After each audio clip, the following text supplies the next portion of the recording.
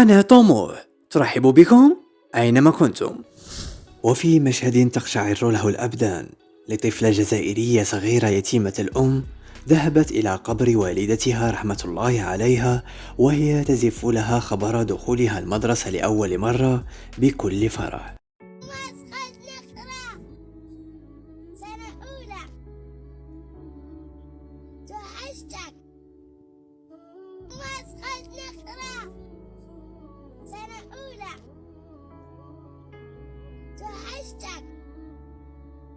مسقط نقرأ. سنة أولى. توحشتك. مسقط نقرأ. سنة أولى. توحشتك.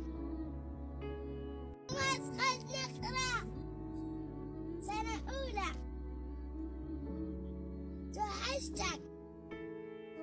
مسقط نقرأ. سنة أولى. توحشتك.